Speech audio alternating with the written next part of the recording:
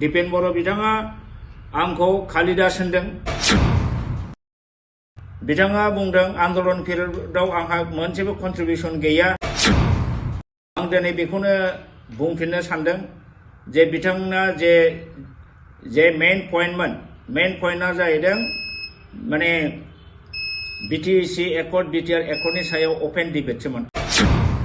बे अपेन डिबेटखौ बिथाङा निजेनो डिक्लेयार होदोंमोन, नाथाय दिनैसिमबो लानो हायालासिनो जोंखौ बेबादि पार्सनेल एटाक खालामनाया जोबोद लाजिथाव मुगैथाव जादों।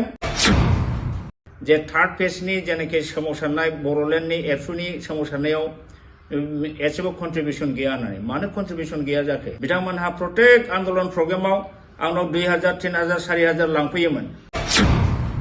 दिपेन बर'आ 100% पारफेक्ट नामा? बिथांखौ नमस्कार होबाय जे दिनै आङो थांनाय माखासे दिन आगोलाव दुलाराय बर' फरायसा आफाद एबसुनिफ्राय जे दावराव देख्रेब नार्जारि आरो अमर सिंह ब्रह्मनि सायाव जे गाज्रि जे व्यक्ति आक्रमण पार्सनेल एटाक जे खालामदों बेनि सायाव बुंनांगौ दं होननानै आं सानदों। मानो होननानै बुङोब्ला थांनाय 12 तारिख डिसेम्बरावहाय दिपेन बर' एबसुनि प्रेसिडेन्ट बिथाङा बिटिसि एकर्ड आरो बिटिआर एकर्डनि सायाव अपेन डिबेट जानांगौ। दावराव देख्रेब नार्जारि अमर सिंह ब्रह्ममोनहा 6 सिडिउलनि जेसेबां पिएइचडि गोनां डक्टरेट गोनां एक्सपार्ट सुप्रिम कर्ट हाइ कर्टनि एक्सपार्ट लानानै फै, बिथांमोनहा फारसेथिंजाय जिरायगोन, एबसुआ फारसेथिंजाय जिरायगोन, अपेन डिबेट जानांगौ होननानै बिथाङा निजेनो डिक्लेयार होदोंमोन। बिनि उनावहाय 14 तारिखआव जोङो दावराव देख्रेब नार्जारि आरो आं अमर सिंह ब्रह्म सानैबो बे जिनिसखौ दुंब्रुदै ग्रहण खालामनानै एक्सेप्ट खालामनानै एक्सेप्टेन्स लेटारखौबो जोङो बिथांनो दैथायहरदोंमोन। क'क्राझारनि बागानसालिनि हेड अफिसाव बे जिनिसखौ रिसिभ खालामदों। नाथाय दिनैसिमबो बिथांमोनहा बिनि तारिखखौ होनो होआखै। बिनि बादै बिथांमोनहा मा खालामदों? दावराव देख्रेब नार्जारि अमर सिंह ब्रह्मनि सायाव बिराद गाज्रि पार्सनेल एटाक बिथांमोनहा खालामदों। प्रथमाव दिपेनानो आंखौ खालामग्रोदों। दिपेन बर' बिथाङा आंखौ कालिदास होनदों। बिफांनि बिजौआव गाखोनानै गाहायाव दानस'ग्रा कालिदासजों बिथाङा आंखौ रुजुदों। बिथाङा आंखौ बुंदों जे एटास्टेट खालामनायाव छात्र छात्रीनि सार्टिफिकेट एटास्टेट खालामनायाव 100 जायोमोन होननानै। बिथाङा बुंदों आन्दलन पिरियडआव आंहा मोनसेबो कन्ट्रिबिउसन गैया। बेबादि गोबां नंबाङै जाबाङै खोथाजों बिथाङा आंखौ आक्रमण खालामदों। आं दिनै बेखौनो बुंफिननो सानदों जे बिथांना जे मेन पइन्टआ जाहैदों माने बिटिसि एकर्ड बिटिआर एकर्डनि सायाव अपेन डिबेटसोमोन। आरो बे अपेन डिबेटखौ बिथाङा निजेनो डिक्लेयार होदोंमोन, नाथाय दिनैसिमबो लानो हायालासिनो जोंखौ बेबादि पार्सनेल एटाक खालामनाया जोबोद लाजिथाव मुगैथाव जादों। बिथांमोनहा बेबादि सभाबनिफ्राय पार्सनेल एटाकनिफ्राय जानगाराव निजेनो थानांगौ। बिथांमोनहा आन्दलनाव जोंखौ बिसेसके आंखौ जेबो कन्ट्रिबिउसन गैया होनना बुंदों। बे खोथा बाथ्राफ्रा मिनिंलेस जादों। कन्ट्रिबिउसन मानो गैया जानो? जे थार्ड फेजनि जेनाखि सोमावसारनाय बर'लेण्डनि एबसुनि सोमावसारनायाव एसेबो कन्ट्रिबिउसन गैया होननानै। मानो कन्ट्रिबिउसन गैया जाखो? बिथांमोनहा प्रत्येक आन्दलन प्रग्रामाव आंनाव 2000, 3000, 4000 लांफैयोमन।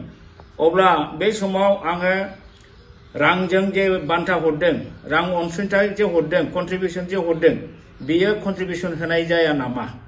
आरो बे समाव जों साख्रियाव दङ। साख्रियाव थानाय समाव जों बोरै आन्दलन ओंखारजानांगौ? बिथांमोनहा मा बुंनाय जादों बेलाय? 5 फैसा 10 फैसा 1 थाखा 2 थाखाबाबो कन्ट्रिबिउसन इज कन्ट्रिबिउसन। आंथ' प्रत्येक प्रग्रामाव नोंसोरनो गारि गंसेनि दाम, गारि गंनै गंथामनि थाव सोनायनि दाम हरबाय थादों। होमबा बे कन्ट्रिबिउसन होनाय जायाखै नामा? नोंथाङा मा बुंनाय रायजोनि सिगाङाव आंखौ मा होननानै मा बुंनो नागिरदों? गतिके आंनि सायाव पार्सनेल एटाक खालामनानै आंखौ रायजोनि मेगनाव गाज्रि होननानै एस्टाब्लिश खालामनो नाजानाय जादों। जेराव बिटिसि एकर्ड बिटिआर एकर्डनि मोनसेबो पइन्टखौ रिफारेन्सआव लाबोआलासेनो डाइरेक्ट पार्सनेल माबायाव खोथा बुंनाया बियो डिस्ट्राक्टिभ जादों। आरो एबसुनि जारिमिनाव बेफोरबायदि जानाया एबसुआ मोनसे गणतान्त्रिक आफाद हिसाबै बेबादि जानो नाङामोन। सुनि दैदेनगिरि बिथांमोनहा आंनि सायाव जाफोर खोथा बुंदों बेयो जोबोद दुखु मोनथाव लाजिथाव आरो मिनिंलेस जादों। जे जायगायाव आङो टटेलि आंनि थाखाजों फैसाजों हक आरो खामानि दामानिनि दारै आङो गोबां मदद होबोदों, नंखायनो बिथांमोनहा आंखौ जेबो कन्ट्रिबिउसन होआखै होननाय बाथ्राया मालाबाबो बियो जानो हाया। आरो जुदि बिदिब्ला आंनि बै समाव आं जे 2000, 3000, 1000 जे कन्ट्रिबिउसन हरदोंमोन होमबा बे नंखाय नामा?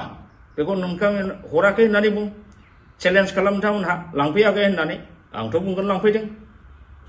दा बे रोखोम आरोखि। दा बाथ्राया बेनो दिनैहाय सेन्ट्रेल एबसुनिफ्राय जोंखौ आरो जेबो होननो मोना होननानै वार्निं होबाय। आं बेखौ दुखु मोनदों। होमबा पइन्ट टु पइन्ट रायलायनायाव दिनै बिटिसि सुक्ति आरो बिटिआर सुक्तिनि सायाव जों जेनाखि तर्क बितर्क जादों जुक्तिजों, बहाय जुक्तिजों तर्क होआलासेनो माबोरै जोंखौ बिदि सिगिलाबाय थाखो? होमबा दिपेन बर'आ 100% पारफेक्ट नामा? दिपेन बर'नि सायाव जेबो खोथा बुंनो मोना नामा? रावहाबो जेबो बुंनायनि अधिकार गैया नामा? दा बिथाङा माबा मोनसे फिसा फिसौ दस मावोबा बेखौ बुंनो मोना नामा? दा जोंनि बे कुइसन।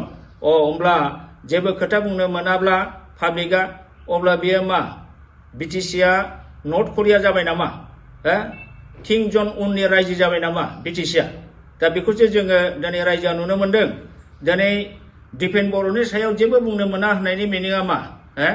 बेनि सायाव खोथा बुंबानो जों जुदि बुथार जानांगौ जायोबा बेथ' नर्थ करिया सासन जाबाय। दा बेनिखायनो दुलाराय बर' फरायसा आफादहा बे खेत्रआवहाय गोबां मान सन्मान थांदों, डिसिप्लिन थांदों। नोंथांमोनहा बेबायदि खोथाखौ बुंनो नाङा। बरन्स freedom to express, right to expression होननाय जिनिसखौ जेब्लाबो दोननांगौ। खारन रावबो पारफेक्ट नङा। प्रेसिडेन्टआनो जा, सेक्रेटारियानो जा, सोरबायानो जा निश्चय भुल मावगोन आरो जोङो कनसियास नागरिक हिसाबै मालाबा बेफोर बाथ्राखौ जोङो बुंगोन। दिनै हारिनि अलखदखौ नायनानै जोङो थानो हायैयाव दिनै समाजनि गेजेराव माखासे गोरोन्थि जाबोनायखौ जोङो फोरमायदों। बेखौ बाख्नायनांगौसोमोन, नाथाय नोंथांमोनहा जोंखौ हाजार वार्निंसो होबाय। बेखौ जोङो दुखु मोनदों। बेबादि जानो नाङा। गोजोन्थों।